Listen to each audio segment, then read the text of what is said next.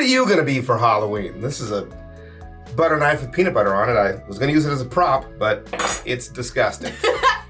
Because my wife has a little hint. Just slowly pan over to her, slower pan. Dramatic looks, kitten, go. There we go. Who is that? Huh? Who is this? You don't know. You have no idea. You don't even know who you are. Who am I? All right, take the glasses off. I gotta see your beautiful face. Yeah, we got costumes coming. You guys better be ready. Let me know what you're gonna be for Halloween. We're actually planning this year. Absurd historical slang that needs to come back. I've been using knee slapper ever since I heard it. Yeah. I never let it go. Also, okay. jive turkey. Jive turkey's a good one. One of my dad's favorite phrases is bunk mess. That is true. That's a load of bunk. Yeah. That's a load of bunk mess. Yeah. And sometimes I'll catch myself saying, I'll be like, oh, like, am I 60? Yeah, he does like that one. Let me know, though, archaic slang that you know. Every other one that I knew and used to use, I figured out may or may not be racist. So I've worked it out of my vocabulary. Oh, I figured out one. Okay. Okay. All right. Sorry. You in the front? Teacher? Shut up. It's a lecture, not a discussion. So here we go. This will be a two-parter. Yeah. All right, here we go. Jangalang. Ding-a-ling. Jangalang is another good one. Your mom's a... Jangalang? I bet you that's racist. Oh. It do right, see, doesn't it? Damn. Slang, idioms, jargon. The words we choose to hurl at each other's faces are just as much of a cultural fingerprint as the clothes we wear or the games we play. All right, babe. How can I help This one's you? my favorite. This one's my favorite. We've all had that one friend who orders at Mexican restaurants like, yes, I'll have the enchilada y burrito con pollo, por favor.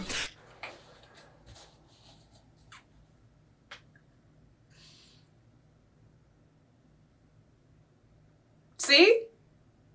Can I help you? Yeah. Conquistador El Banana. We've been working on rolling my R's. I've been crushing it. Oh, yeah? Yeah. I can't think of anyone right now, but when I come up with one, I'm going to do it. Say Roberto. Yeah, Roberto. Come on, do it for real. I'm trying. I am. You gotta warm it up a little. Roberto. You guys just start your engines all at the same time. I gotta get the word out. Okay. Yeah, Roberto.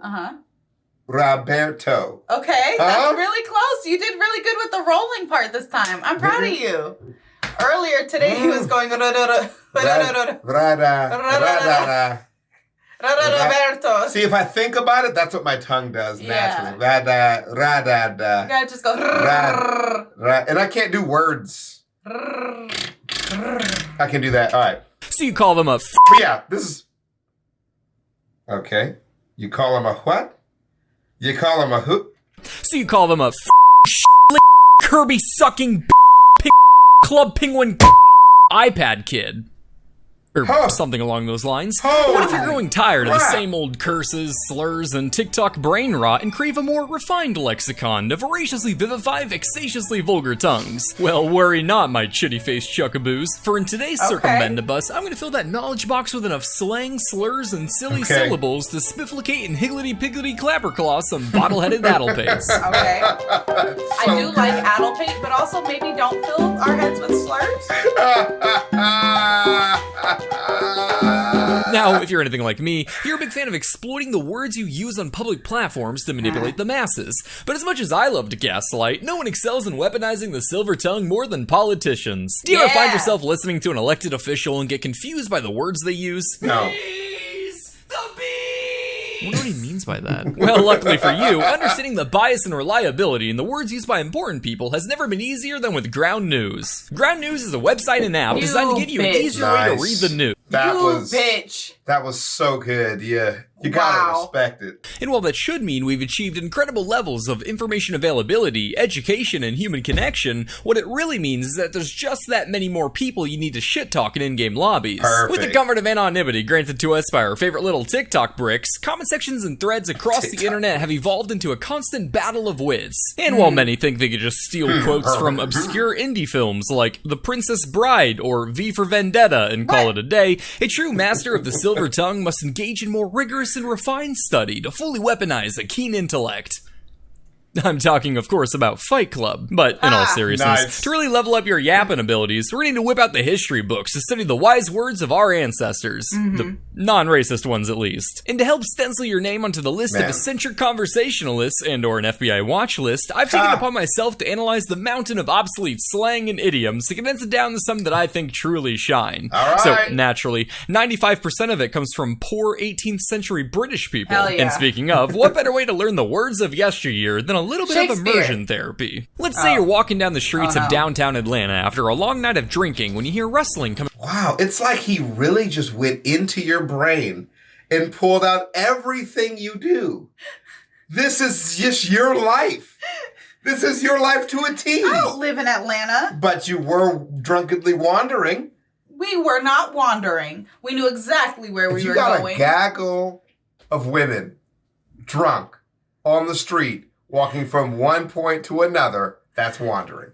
When you hear rustling coming from the alley beside you, you let out a sigh as you get ready to hand over your decoy phone and wallet because it's Atlanta, when you see a magical gnome waddle out of the shadows and introduce himself as Dasher in an adorable French accent. Brimming with glee, you bend over to hear his words of wisdom when, you forgot one crucial detail. You're still in Atlanta. Right, And the he's gnome still probably gonna flips rob out a you. switchblade and stabs you in the liver, casting a spell that sends you back in time to 18th century England, but only Why? after magically draining your 401k. After coming Damn. to, you find yourself lying in the dirt He's of a London bleeding. dockyard, bleeding profusely from the gut. But hey, you're in Georgian London now. You're Having an open finna- wound you is pretty finna much par die, for the dude. course here. Luckily for you, you catch the eye of a sweet-looking older lady who rushes up and asks you what happened. Now, given the crazy fiasco you just went through, you Right. might say, after a bender, this Frenchified Dasher took a flourish with their magical gnome tool and tried to ice me after casting up my accounts. You then watch as her amiable face turns to one of terror as she gasps and responds, "In Arbivite?" Now, you're not quite sure what she means, but noting that horrified look on her face and the magical sounding words she used, you assume she's heard tales of these fantasy gnome scenarios before, and respond with, "That's right." The old lady's eyes then widen even more before she quickly scurries off, leading you to believe She that said, she's "I'm finding you out, some bro." help. Now that you're waiting here wondering just how many pints of blood the human body has and whether or not you actually saw a gnome or just Danny DeVito, it's the perfect time to let you know that the lingo of the past doesn't perfectly align with the definitions of today. Thanks. So even though you thought you were able to convey the mythical quackery you just experienced, what you actually said was you paid a sixpence to a flashy hooker with venereal disease for a quickie who turned out to have magical male genitalia and attempted to fart on you after you vomited. Oh yeah, casting out my accounts is puking. Oh, Yeah. I see what Yeah. we're doing here. Got it. I thought he had a stroke. So I was waiting for the stroke joke. He got stabbed. He's going into critical condition, and his organs were No, failing. casting up my accounts, yes, I do know that. Okay. I didn't know any of the other stuff. Well, tool, is a male bit. Wait a minute. He's such a tool, like he's a dick. Yeah. You knew that, yeah, But, okay, so it says Dasher means flashy prostitute. like the reindeer. But, yeah, Right. Dasher and Dancer. And, A dasher Prancer. and dancer prancing, oh my god, they're talking about strippers. or maybe they're not. Dasher, Dancer, Prancer, Vixen? It could be a coinky-dink. I've seen more coinky-dinks. They're talking about whore. To which, in shock, the lady asked to clarify, a penis? To which you said, that's right. So you shouldn't be too surprised when you see the old lady return with She a group did. of big, strong, angry men with sticks. Oh, yeah, 'cause being this gay is a situation crime. is what we'd refer to Yeah. as an SpaghettiOs, or as these people would say, a cocafuego, or as your mom would say, a Tuesday night. Sobbing more tears than Wow, you are really on one.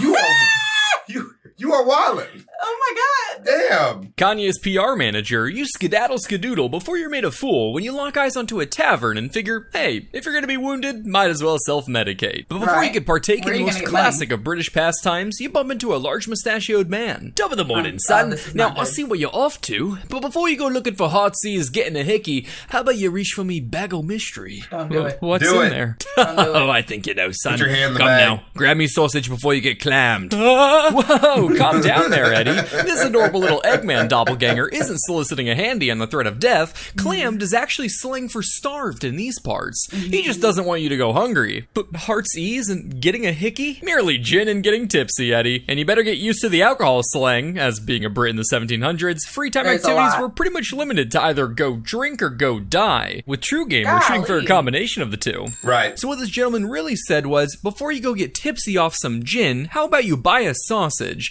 As a bag o' mystery was a rather whimsical way of pointing out how not even God knows what's stuffed into these intestine-lined sacks of flesh. That's Popularized awesome. in the 1850s, which I know we're currently in the 1700s, but this is my video, so you can all go eat a bag of arborvitaes. This is exactly the kind of phrase I'd like to see make a comeback today, regardless of any potential problems it might pose. Just tap thine card here and your signature. Fortuitous! 2 bags of mystery, my good sirs. Hot dogs. Ah, what the? Is this a fucking hypodermic needle? A wizard I may be, but power have I not over the workings of conjuration sausagery. You know, I ought to sue you. Ooh, a mage always prepares runic protections for the mortal arts. What, a waiver? You son of a... Come on, Colin, let's get out of here. We're not for the calling, bro. Escaping from that vaguely threatening encounter, or as they say here, an average British interaction, you finally waltz your way into the tavern with your stomach thoroughly satisfied with meats of unknown origin and also still bleeding. But as you're walking through the door, a hand snaps shut on your arm. Brimming with fear, you turn towards who you assume to be the gang of angry men having finally caught up with you, but are relieved to see it's just a mere homeless man with a wild look in his eyes. Just a little crank, good sir. If I get candy, I promise I won't shoot the cat. Ah, good old crank. Finally, some street slang even a white boy like you can recognize. Well, obviously you don't want this crazy meth head to kill a cat, and it's about time you got a side quest in this British fantasy land. I'm nervous. What do you think it means? Drugs. It's gotta be drugs, right? Damn. Is that too easy? All right. Just take it easy. Where can I get some meth around here? Uh-oh, he's looking pretty confused. Great, what did he actually say? I'm glad you asked. The term crank is a fascinating example of a word that has independently derived multiple slang definitions. Is it just sex? Is he fucking? Just a little. Ah, little tug. A little hand start. Yeah. Yeah, pull to start. Over the course of history, similar to how a minor fling is not only slang for a short-term casual relationship, but can also refer to Dr. Disrespect. While you and I today know crank as those funny... Oh my God. I thought he was going to talk about throwing babies. I thought he was going to talk about... Because that would be a minor fling. Oh God. There's just no way you could clip it in context, leave it out of context. It wouldn't make a damn difference. Little rocks we're pretty sure Aaron Rodgers smokes. Jesus. And this time, it was slang for gin and water. So what he actually said was, just a little gin and water, good sir. If I get drunk, I promise I won't throw up. This guy's not a homeless tweaker, Eddie. He's just British. Alcoholic. All right, I'll get you some gin. I'll give you some spanks. What? He'll give you some money. God damn it. As you're finally able to breach the entrance of the pub, you're met with quite the exquisite sight. This place is different from the modern-day American bars that you're accustomed to, where you sit down at a sticky table next to that alcoholic that keeps saying, haha, must be a hole at the bottom of my glass, before grabbing his keys and scouring the menu for a drink that doesn't taste like straight piss, but isn't too tasty that your immature friend from high school calls you gay, all while seeing how many alcoholics you can convince or find the drive home for a taste of power, and listening to the bar's playlist of Journey and or the Black Keys and literally nothing else. Okay. Jesus, hey, when enough of them are on the specific. road, that's not a hazard, that's just skill-based matchmaking. Oh, okay. Anyway, the British taverns of old were more than just a place to speed-run liver failure. They were the beating hearts of their local communities, a place for socializing, for business and political meetings. The pub is where anyone could go at the end of the day to just let go and be themselves.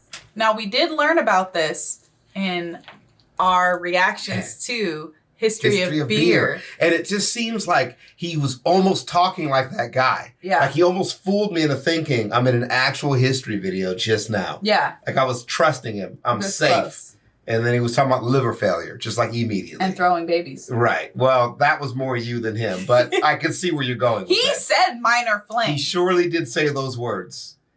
And I'm... Okay. All right. Anyway, feel free to go check out those videos. They're very fun.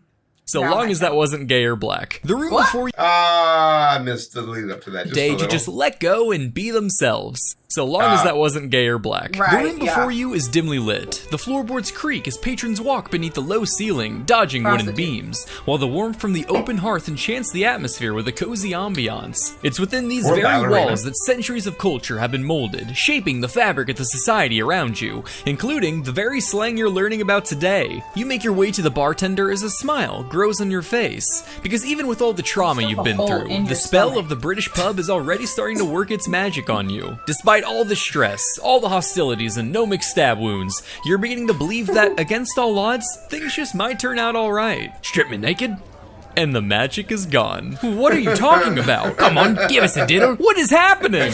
Just 2 more slang phrases for Jen. Again, I can't stress this enough, there really wasn't much else to do. Oh, right, to strip you nakeds? You'll do what to me now? Wrong pronoun, wrong pronoun. Strip me nakeds. To go, please? Sure, coming right up. Oh, and be careful now. You're sitting right next to an admiral of the narrow seas. Oh, thank you for your service.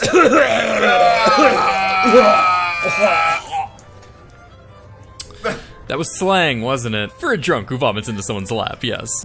What? What do you mean? What? Why is there a specific phrase for that?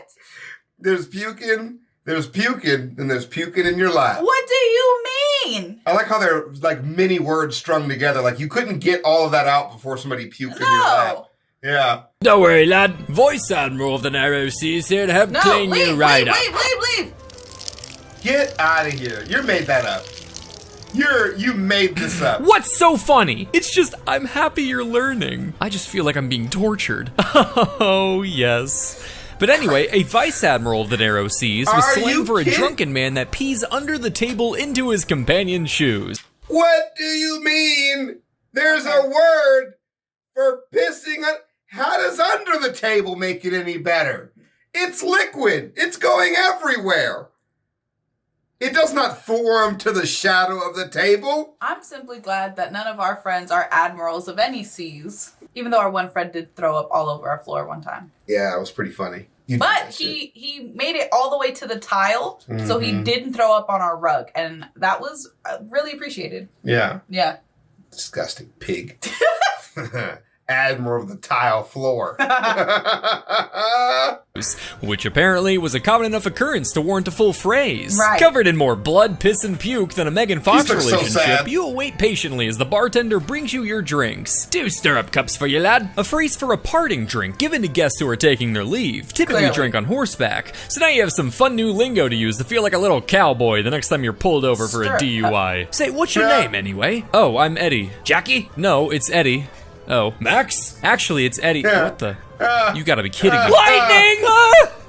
Oh, come on! How many words do people have for gin? Quite the comical amount, actually. Yeah. In fact, one of my primary sources, a classical dictionary of the vulgar tongue by Francis Gross, has over 25 terms for the liquor. I was surprised at first until I realized the lexicon was originally published following a period known as the gin craze in Britain, where, due to some salty pillow fighting going on between England and France, French brandy was restricted, causing cheap gin to skyrocket in popularity amongst London's poor. So intense was this popularity that Parliament passed a whopping 5 major acts just trying to get people to chill with the bottle. I know this might sound rather crazy, but if you want to understand the gin craze today, all you have to do is watch reruns of Ellen. As you grab your stirrup cups to complete your side quest, you hear someone yell, "The launch is starting!" followed by the horrid screams emanating from a girl outside. Surely, you figure, the combination of a launch and woman in fear must mean Elon Musk is nearby. But as you open the door and mentally prepare for a 15-minute monologue of bullshit, you find out that there isn't an upcoming SpaceX launch, but a woman giving birth just outside. What? While you yet again misinterpreted the situation, luckily, you can ride this one out just as you would have if it was Elon that you'd come face to face with. Avoid physical contact, say ew that's gross, and advise them to stop having more kids. kids. Yeah. Rounding the corner with your drinks, you see a one-armed man crouching behind a barrel stand What? up and start approaching Where's you. his arm? Careful now, Eddie. This sneaksy snacks having snaffler seeks to snaffle and snabble. And while you're Get busy outta laughing here. at what you assume to be a bit of amusing Dr. Seussian alliteration, a mean-spirited highwayman with large teeth comes up and mugs you before stabbing you to death. What? Are you serious?